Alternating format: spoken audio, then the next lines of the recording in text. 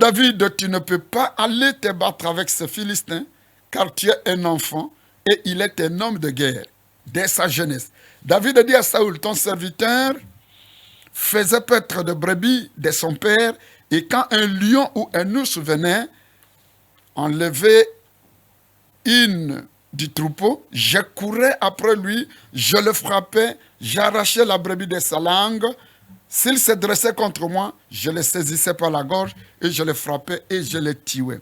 C'est ainsi que ton serviteur a terrassé les lions et l'ours, et il en sera du Philistin, cet incirconcis, comme l'un d'eux, car il a insulté l'armée du Dieu vivant.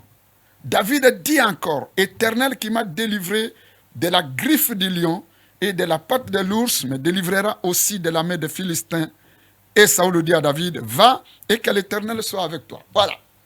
Ici, David commence la guerre de la parole. C'est au niveau de ses lèvres qu'il proclame la victoire. Il dit à Saoul, ne regardez pas ma taille, ne dites pas je suis tout petit, j'ai la conviction, et il commence à s'assumer. Il dit à Saoul par sa bouche, je le battrai. J'ai déjà combattu avec le lion à la forêt, j'ai vaincu. Notre Dieu est puissant. Celui qui m'a aidé à la forêt contre le lion m'aidera contre cet incirconcis. C'est déjà la première sémence, la première étape de la victoire. Avant que la victoire ne s'accomplisse, c'est d'abord la parole. La parole ou les paroles, l'impact des paroles de David. Ces paroles de David finissent par céder, finissent par convaincre Saoul. Et Saoul lui dit, va, que Dieu soit avec toi. La parole, la détermination, la déclaration joue un grand rôle. La parole dans les médias, la parole que je tiens dans la rue, la parole que je tiens devant mes enfants, la parole que je tiens comme politicien, la parole que je tiens comme pasteur, ça a un grand impact dans ma vie, sur ma destinée, sur ce que je fais. Mais beaucoup de gens négligent l'importance de la parole. C'est pour cela qu'ils versent dans de vaines paroles, tout en ignorant que la parole est une sémence. La parole peut vous pousser au découragement. La parole peut être le signe de votre échec. Ici encore, la guerre de la parole commence. Je saute le verset 43. Le Philistin dit à David, suis-je un chien pour que tu viennes à moi avec des bâtons? Et après l'avoir maudit par ses dieux, il ajouta, viens vers moi et je te donnerai ta chair aux oiseaux du ciel et aux bêtes des champs.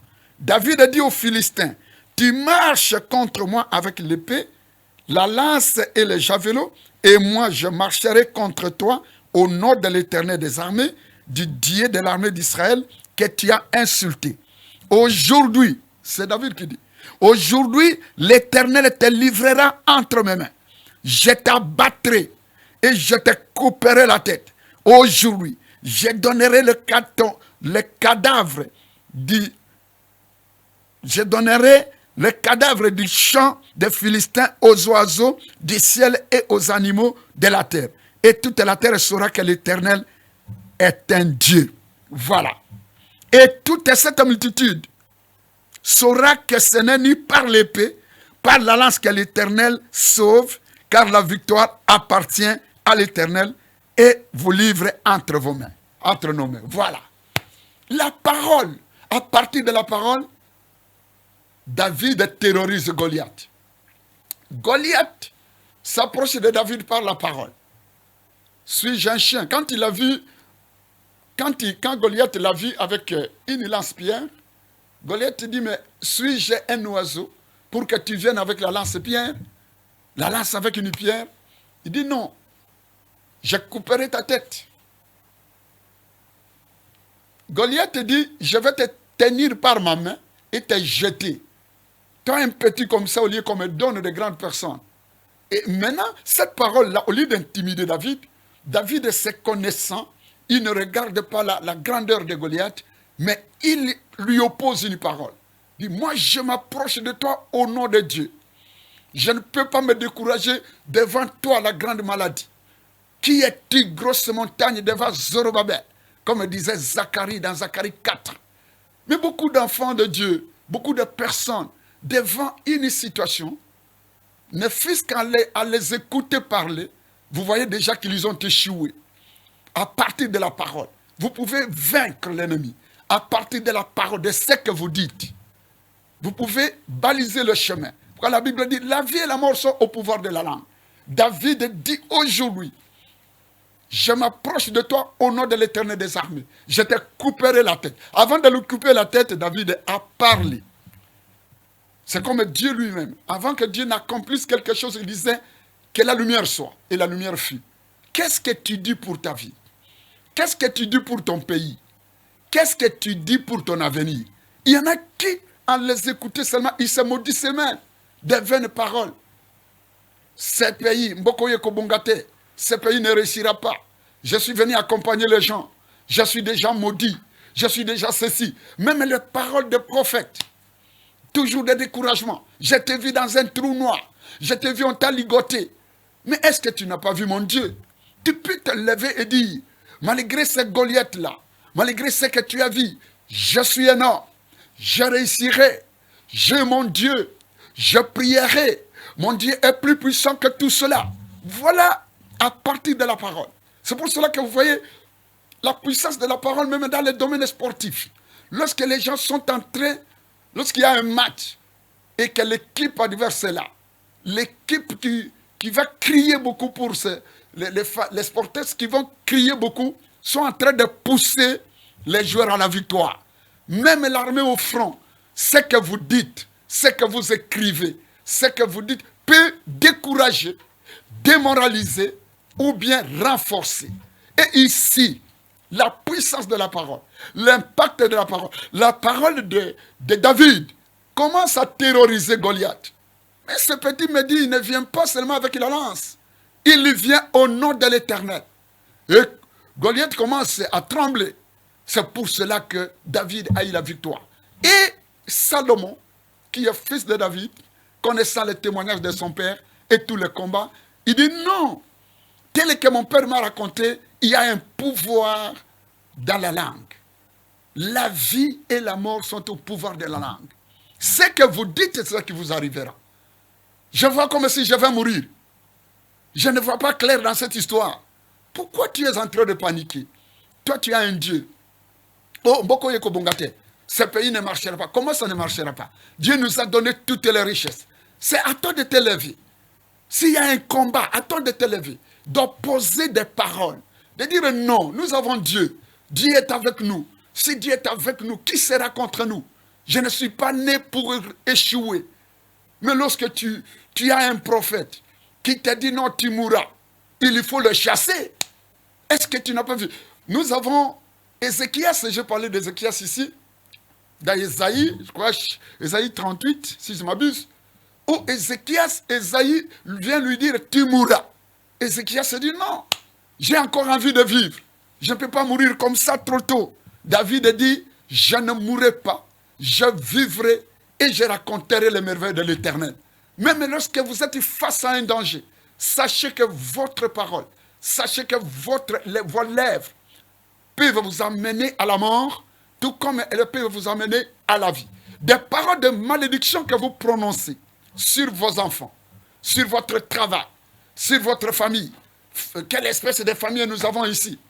Quelle espèce de père j'ai eu? Quelle espèce de mari? Non. Toutes ces paroles-là sont des semences qui peuvent créer la mort. Beaucoup de gens sont maudits. C'est pour cela qu'il convient à ce témoins, pour que Dieu accomplisse ce qu'il a prévu, pour que Dieu achève ce qu'il a planifié. Tu as besoin de révoquer toutes les mauvaises paroles qu'on a prononcées contre ce pays. Quelqu'un qui est né dans ce pays, un pays immensement riche, dit Mbokoye Kobongate, pendant que c'est lui-même qui est en train de salir. Mais il dit, ça ne marchera pas. Comment ça ne marchera pas? Nous avons tous les leviers de développement. Nous avons des rivières, nous avons des gens, des jeunes, des ceci. Ça ne marchera pas. Pourquoi? Des vaines paroles. C'est pourquoi Jésus même dit, quand vous priez, ne multipliez pas des vaines paroles. Mais quand vous priez, dites que ton règne vienne. Alléluia. Que ta volonté soit faite sur la terre comme au ciel. comme tu nous as donné des diamants, de l'or et ceci. Ça, ce sont les signes de développement. Tu m'as créé homme, je suis fort, j'ai 2 pieds et 2 mains. Non, je ne mourrai pas, je vivrai, je travaillerai, je me lèverai, quels que soient les Goliaths qui s'élèvent contre moi, de la maladie, des ennemis, mais avec Dieu, tant que je suis fort, je ferai quelque chose. Voilà, bien-aimé, tu n'as pas besoin de prononcer des paroles négatives pour ta vie, pour tes enfants. Hein? À ton enfant, Mano Yakobongate, cet enfant n'ira nulle part. Toi aussi, est-ce que tu es une personne? Mais comment elle n'est pas une personne? Elle a la tête et les pieds et tout. Qui est né avec le bien de ce monde? Non, il y a des paroles qui découragent toute une nation. Il y a des paroles qui peuvent décourager toute une famille. Il y a des paroles qui peuvent décourager même les héros.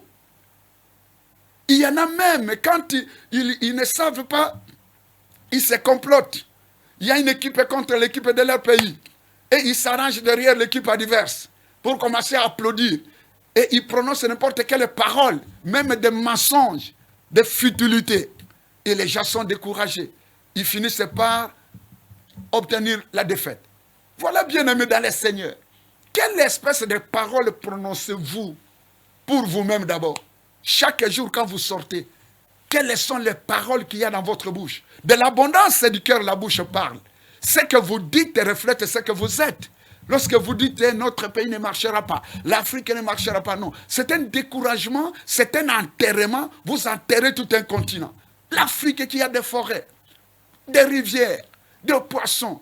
Non, au lieu de se lever, dire nous travaillerons, nous gagnerons la vie. Nous ne mourrons pas comme ça. Nous voulons qu'en ces 7 mois, nous puissions faire tomber toutes les murailles de Jéricho.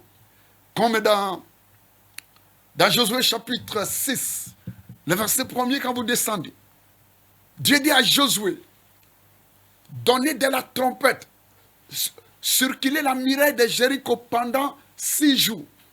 Le 7e jour, vous allez tourner la muraille 7 fois.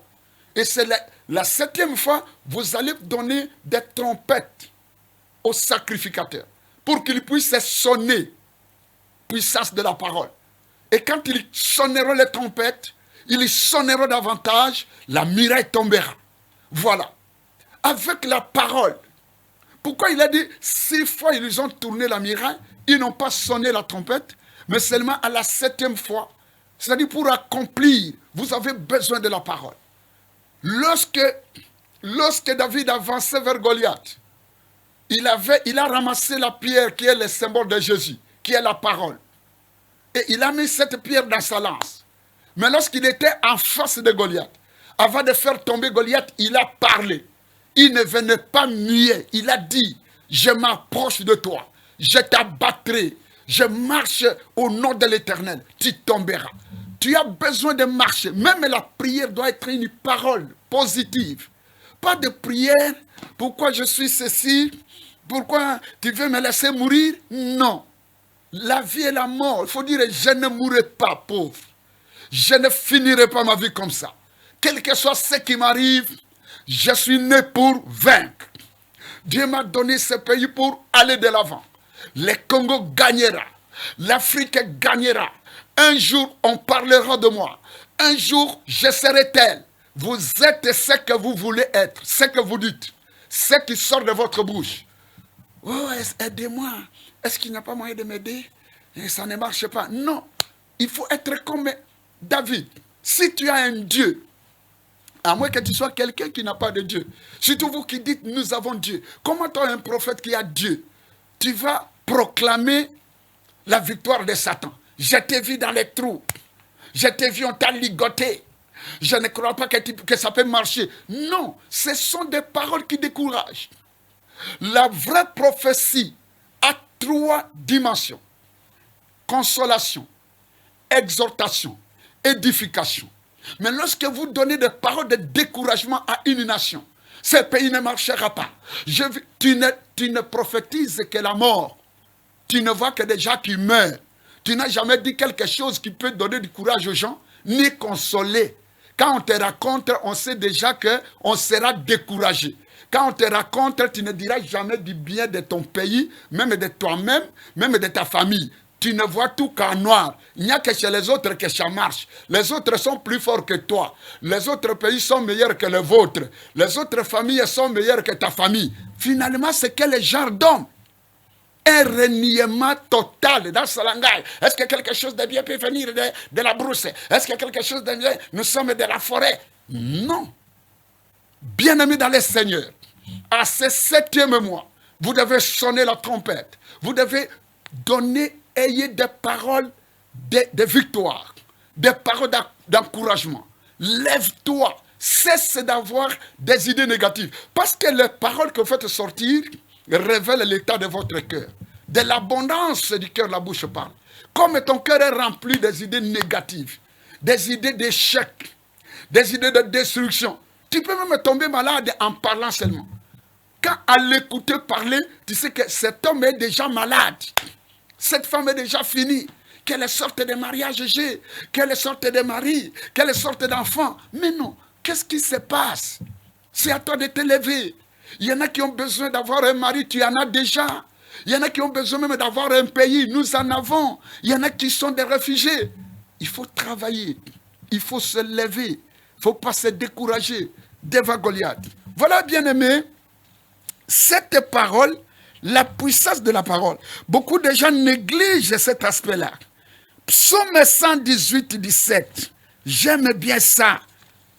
Les paroles de David. Même face à son fils Absalom, qui se révèle contre lui, Achitophel, le mauvais conseiller, dit déjà à Absalom d'aller prendre la femme de son père pour le décourager. David ne se décourage jamais. Même face à l'ennemi. Écoutez ce qu'il dit. Les ennemis l'entourent. On lui dit même ton fils a dit non. Il dit non, je ne mourrai pas. Psaume 118. Psaume 118. Le verset 17. Même toi qui es à l'hôpital, tant que tu respires, tout est encore possible. Même si tu n'as encore rien eu, tu es un homme, tu es vivant. Ne te décourage pas. Il ne faut pas aller dans les groupes de gens qui te découragent. Associe-toi avec des gens comme Élisabeth. Lorsque Marie a reçu la prophétie qu'elle sera grosse, elle aura un enfant, alors qu'elle n'avait même pas encore connu d'homme. Elle a dit, elle est allée chez Élisabeth. Et Élisabeth lui a dit, tu peux réussir. Et au même moment, l'enfant a bougé. Quelqu'un qui peut bouger votre esprit, quelqu'un qui peut vous encourager, qui peut vous donner la chair de poule, quelqu'un qui vous reconnaît. Oh, tu es ceci, tu es capable de faire quelque chose. Tu t'associes avec celui-là. La vie et la mort sont au pouvoir de la langue. À partir d'aujourd'hui, il faut rejeter toutes les paroles négatives. Prononcez de bonnes paroles pour vous-même. Psaume 118, verset 17. Je ne mourrai pas, je vivrai et je raconterai les œuvres de l'Éternel. Voilà. Même face à des difficultés, ne soyez pas découragés. Voilà, bien-aimés, pour ce mois. Il faut faire tomber la muraille de Jéricho, il faut la tempérer. Pour faire tomber la muraille qui bloque votre vie, pour que vous voyez l'accomplissement de bonnes choses, à partir de votre façon de parler, ayez des paroles de bénédiction, prononcez des paroles pour votre pays, des bonnes paroles. Nous avons un beau pays, j'ai une belle famille, je suis né bien, je suis beau, je suis fort, je suis capable de faire des choses. Dieu ne s'était pas trompé pour me placer ici, j'ai un rôle à jouer. Et vous verrez cela s'accomplir. Ne vous découragez jamais tant que vous êtes vivant, prononcez des paroles bonnes. Et n'acceptez pas que quelqu'un prononce des mauvaises paroles contre votre vie, contre votre destinée, contre votre famille. Le Congo sera toujours à la hauteur de ce que Dieu a voulu qu'il soit. Le Congo gagnera toutes les guerres. Le Congo sera un grand pays au centre de l'Afrique. Au Congo, beaucoup de gens viendront même de l'Europe à cause de ce que nous avons. Dieu nous a déjà bénis. Le Congo restera toujours debout. Quelles que soient les guerres, quelles que soient les difficultés, que les Congolais soient debout et soutiennent l'armée. L'Afrique sera toujours debout. Que Dieu vous bénisse partout où vous êtes. Apôtre Joseph Michel, Omega, Église de la Place du Salut, à Kinshasa sur Kigoma 35, dans la commune de Kinshasa. Si vous tapez Église Place du Salut, vous allez suivre sur YouTube nos prédications et beaucoup de surprises. Donc aujourd'hui, je prononce des paroles de bénédiction pour vous, que Dieu accomplisse de grandes choses dans votre vie. Vous qui me suivez, vous devez réussir, vous devez gagner. Vous n'êtes pas venu dans ce monde pour seulement souffrir. Que ce mois soit le mois d'accomplissement de ce que vous avez longtemps attendu. Soyez bénis. Merci. Of all powers, lift it up.